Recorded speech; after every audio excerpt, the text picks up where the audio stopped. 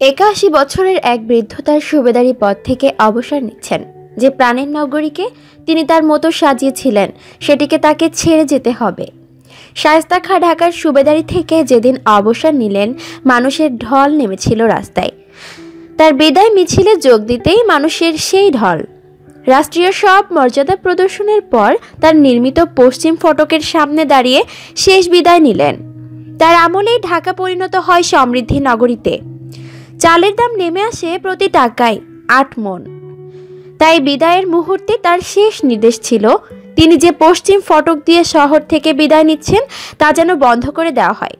পুনরায় কেউ যদি চালের দাম ওই স্তরে নিয়ে আসতে পারেন তবেই যেন এই ফটকটি খুলে দেন। কিন্তু শায়েস্তা খাঁর আমলে সমৃদ্ধির পেছনে লুকিয়ে থাকার রহস্য কি? শায়েস্তা খাঁর পিতামহ খাজা গিয়াসউদ্দিন ছিলেন তাতারস্তানের বাসিন্দা। বর্তমানে এটি রাশিয়ার অন্তর্গত একটি এলাকা। খাজা গিয়াসউদ্দিনের অর্থনৈতিক অবস্থা ভালো ছিল না। দুর্দশাগ্রস্ত তাঁতিদের অনেকে তখন ভারত ভূমিতে পাড়ি জমাচ্ছে। মোগল সম্রাটের দরবারে চাকরি করে অনেকের ভাগ্যের পরিবর্তন হয়েছে, কিন্তু তাতারস্তান থেকে ভারতের মাঝে বিপদসংকুল দুর্গম পথ। একটি ঘোড়া, সামান্য রসদপাতি সম্বল করেই গিয়াসউদ্দিন রওনা দিলেন ভারতের পথে, সাথে তার স্ত্রী।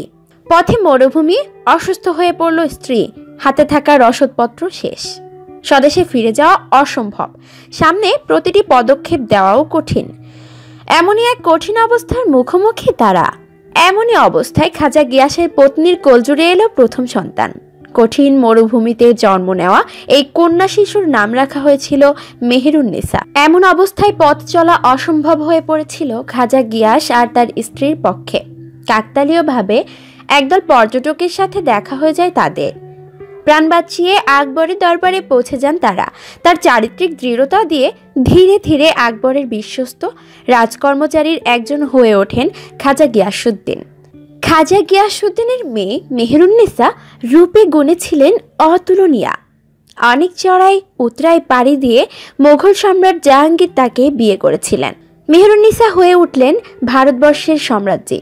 সম্রাট জাহাঙ্গীরের উপর সম্রাজ্ঞী মেহেরুন্নেসার অপরিসীম প্রভাবের কথা ছিল সর্বজন বিদিত। মেহেরুন্নেসার ভাই আসফ খানকে নিযুক্ত করা হয়েছিল জাহাঙ্গীরের প্রধানমন্ত্রী হিসেবে। আসফ খানের মেয়ে মমতাজ মহলের বিয়ে হয় সম্রাট জাহানের সাথে। সেই আসফ খানের পুত্র ছিলেন শায়েস্তা খাঁ। তার আসল নাম ছিল মির্জা আবু তালিব বেগ। ১৬৪১ সালে পিতা আসফ খানের মৃত্যু হলে প্রধানমন্ত্রীর দায়িত্ব আসে তার কাঁধে। শুধু বাদশাহী পরিবারের সাথে ঘনিষ্ঠ আত্মীয়তার সূত্রে আবদ্ধ থাকার কারণেই নয়, বরং দক্ষতার সাথে দায়িত্ব পালনের কারণেই তাকে দেওয়া হয় এই গুরুত্বপূর্ণ দায়িত্ব। ক্ষমতার কেন্দ্রে থাকার কারণে দেশ শাসনের ব্যাপারে অভিজ্ঞতারও কমতি ছিল না তার। সম্রাট শাহজাহান তাকে শায়েস্তা খাঁ উপাধিতে ভূষিত করেন। বাংলার সুবেদার নিযুক্ত হওয়ার আগে তিনি বিহারের শাসনকর্তা, সম্রাটের দরবারের প্রধানমন্ত্রী, গুজরাটের সুবেদার, গোলকুন্ডা যুদ্ধের প্রধান সেনাপতি, দক্ষিণাত্যের সুবেদার হিসেবে দায়িত্ব পালন করেছেন। মামা হবার সুবাদে আওরঙ্গজেবেরও ঘনিষ্ঠ ছিলেন তিনি। সিংহাসন নিয়ে উত্তরাধিকারীদের চলা দ্বন্দ্বের সময় আওরঙ্গজেবের পক্ষ নিয়েছিলেন শায়েস্তা খাঁ, ইতিহাসবিদের ধারণা। এই কারণে সম্রাট আওরঙ্গজেবের আজীবন কৃতজ্ঞতা অর্জন করেন তিনি। ১৬৫৮ সালে আওরঙ্গজেবের সিংহাসনের বসার পরেও তার প্রভাব প্রতিপত্তি ছিল অব্যাহত। ১৬৬৩ সালে বাংলার নায়েবে নাজিম নিযুক্ত হয়েছিলেন তিনি। মারাঠা সর্দার শিবাজির সাথে যুদ্ধে তিনি আহত হয়েছিলেন, তাই অসুস্থ ছিলেন শায়েস্তা খাঁ। তাই ১৬৬৪ সালে দায়িত্ব নিতে ঢাকায় আসেন তিনি।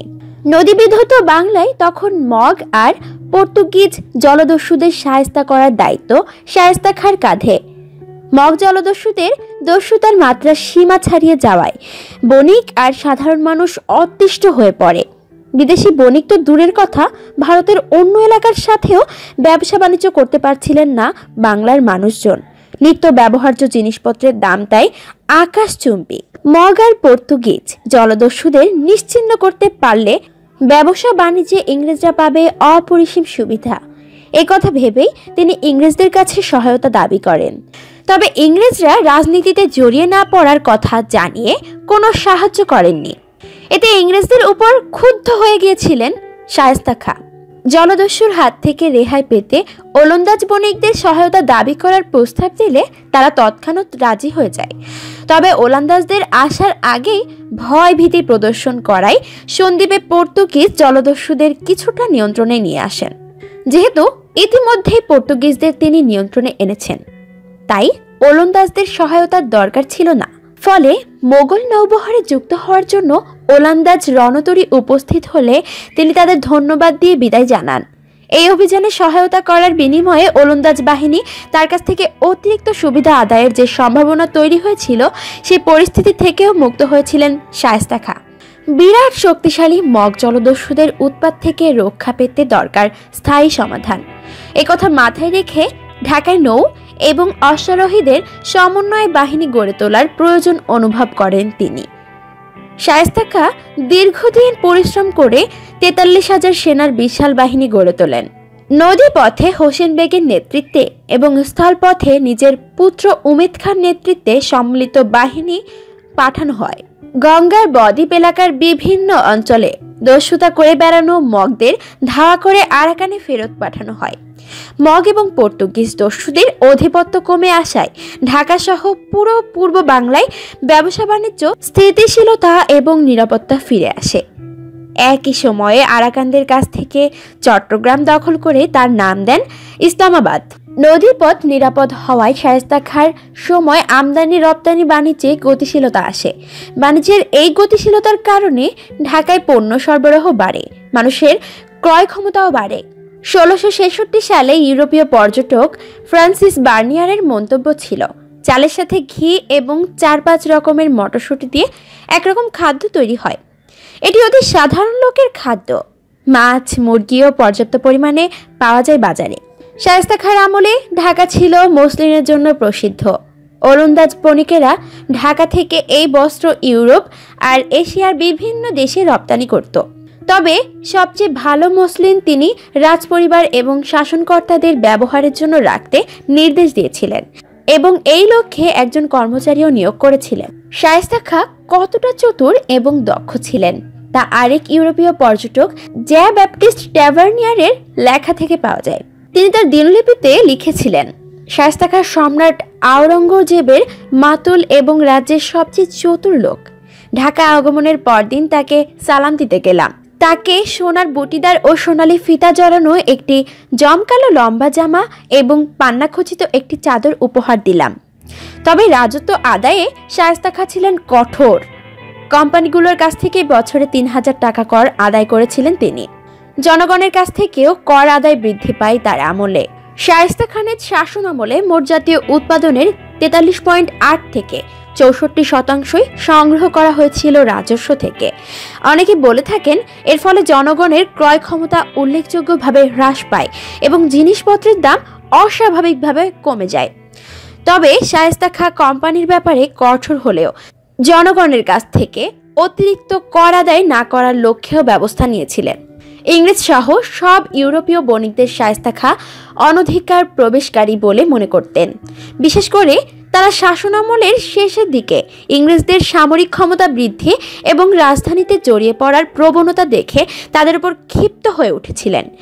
তাই ইংরেজদের লিখিত ইতিহাসের অনেক ক্ষেত্রেই তাকে স্বেচ্ছাচারী আর বুদ্ধিভ্রষ্ট বৃদ্ধ নবাব হিসেবে উল্লেখ করা হয়েছে।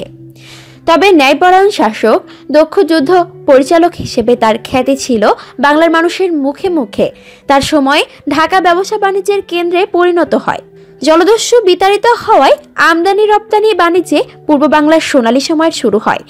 ঢাকায় ইংরেজদের প্রভাব প্রতিপত্তির বিকাশ শুরু হয়েছিল তার আমলেই। ঢাকার স্থাপত্য কলাও তার সময় বিকশিত হওয়ার সুযোগ পেয়েছিল।